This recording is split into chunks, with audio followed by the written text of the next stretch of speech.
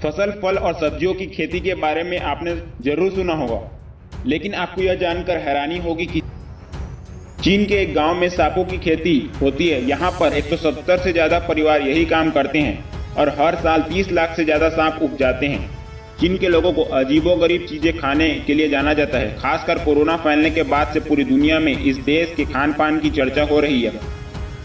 माना जा रहा है कि यह वायरस पेंगोलिन या फिर चमगादड़ से फैला है। वैसे कुत्ते चमगादड़ खाने के लिए सुर्खियों में रह रहे इस देश में जहरीले सांपों की खेती होती है।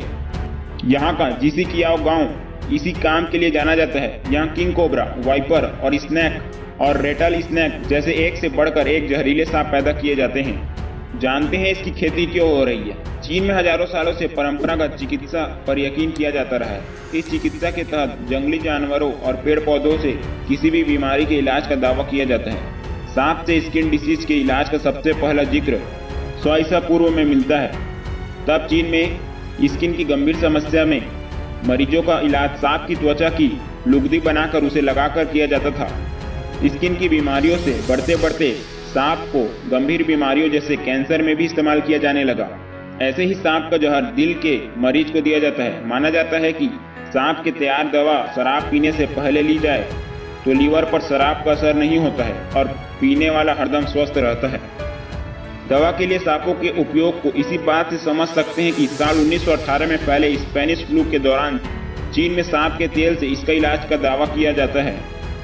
जल्द ही ये बात पूरी दुनिया में फैल गई और चीन के व्यापारी भारी मात्रा में सांप के तेलों की सप्लाई करने लगे। बाद में ये दावा गलत साबित हुआ और यहाँ तक बात चली कि चीन के लोग सांप के तेल के नाम पर नकली चीजें बेचा करते थे।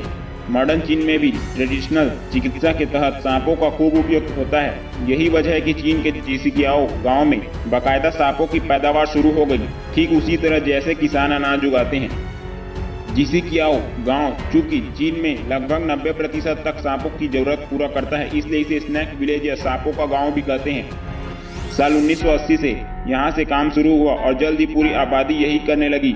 इससे पहले यहाँ के किसान जूट और कपास की खेती किया करते थे, लेकिन ये काम उन्हें ज्यादा फायदेमंद लगा। ग्लोबल टाइम्स की एक रिपोर्ट के मुताबिक गांव में अभी लगभग 170 परिवार हैं जो हर साल 30 लाख से ज्यादा सांपों की पैदावार करते हैं। हर साल बसंत में इनका प्रजनन होता है और इन्हें पाल पोस कर गाँव वाले इन्हें सर्दियों की शुरुआत में बेच देते हैं। माना जाता है कि इस गाँव से होकर सांप बड़े व्यापारियों के जरिए चीन के कोने कोने में ही नहीं बल्कि अमेरिका, जर्मनी, रूस और साउथ कोरिया में भी भेजे जाते हैं।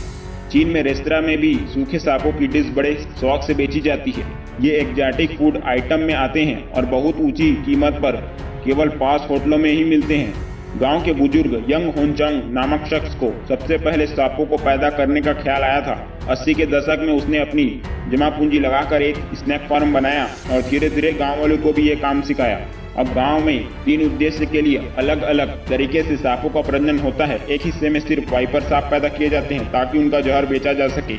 एक हिस्सा ऐसे सांपों की पैदावार के लिए है जिनका मांस खाना पसंद किया जाता है और एक हिस्से में सांपों की स्किन, आंखों और ब्लेडर से दवा बनाने के लिए ब्रीडिंग कराई जाती है। राइटर्स के मुताबिक यहाँ स्नैक फार्म में लकड़ी और शीशे के छोटे छोटे बक्सों में सांप पाले जाते हैं। जब सांप के बच्चे बड़े हो जाते हैं तो उन्हें प्लास्टिक की थैलियों में भरकर एक से दूसरी जगह ले जाया जाता है ताकि बढ़ने के लिए पूरा स्पेस मिल सके।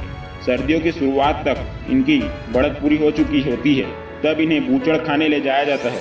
यहाँ सांपों की किस्म और उनके इस्तेमाल के आधार पर अलग अलग सेक्शन होते हैं। जहरीले सांपों को सबसे पहले जहर निकाल कर लैब में संरक्षित करते हैं और फिर शरीर के दूसरे हिस्सों का इस्तेमाल होता है। स्थानीय लोगों को जिस सांप से सबसे ज्यादा डर लगता है वो है 5 स्टेप स्नेक। इसका नाम 5 स्टेप रखे जाने के पीछे बड़ी दिलचस्प कहानी है।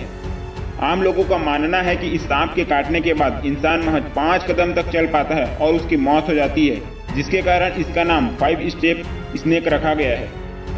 यह था दोस्तों चीन का ऐसा गांव जहां पर सांपों की खेती की जाती है। दोस्तों वीडियो अच्छी लगे तो वीडियो को लाइक करें, ज़्यादा से ज़्यादा शेयर करें और चैनल को सब्सक्राइब करना ना भूलें। मिलते हैं एक अगले वीडियो में एक नए टॉपिक के साथ। तब तक के लिए जय हिंद।